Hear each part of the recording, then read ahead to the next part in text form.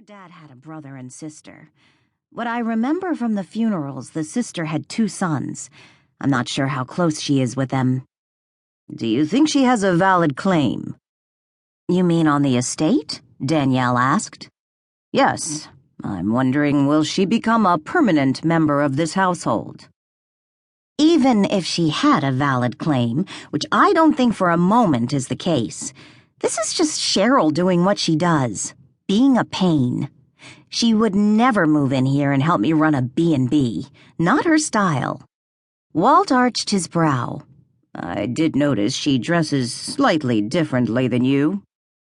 She's never gotten over her beauty pageant days. Beauty pageant? Aunt Susan started putting Cheryl in beauty pageants when she was just a toddler.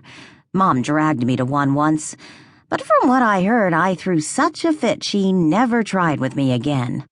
Of course, I don't remember it. Danielle smiled at the thought of her younger self refusing to walk the runway. Beauty pageant for little girls? Oh, yes. Cheryl loved the makeup, the frilly dresses, the attention. She continued the pageant circuit as a teenager and young adult. Running an inn isn't something she would want to do. Trying to get money from the estate, that is an entirely different matter. But you know what really irritates me? Danielle asked angrily. What?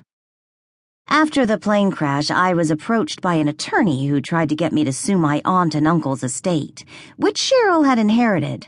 They were well off, much more so than my parents. When all was said and done and my parents' estate settled, I think I had just enough money to pay for college and buy a car. After Cheryl settled her family's estate, I heard she had over $5 million. I'm not sure I understand. The plane crash was due to pilot error, and I probably could have walked away with a healthy chunk of her estate had I taken her to court, which I refused to do. And now this? It will work out, Danielle. Remember, you have me on your side. Walt gave her a little wink. Maybe you should give her the same treatment you gave Adam and Bill, Danielle giggled. Before Walt could reply, Lily entered the kitchen and announced, "She wants something to eat." "Lily, I told her we aren't going to wait on her. I thought you were going up to the attic to get the croquet set." "Damn, I left it in the hall. I got it, but when I was coming back downstairs, she called me in her room." "Please don't call it her room." Danielle cringed. "Okay, she called me into the red room.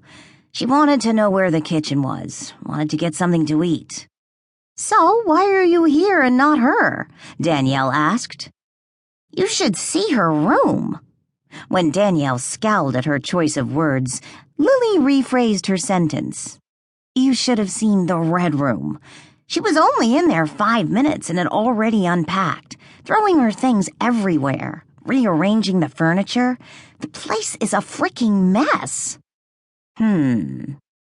Danielle wrinkled her nose. I forgot what a slob she could be. Her bedroom was always a disaster. She didn't know how to use a clothes hanger.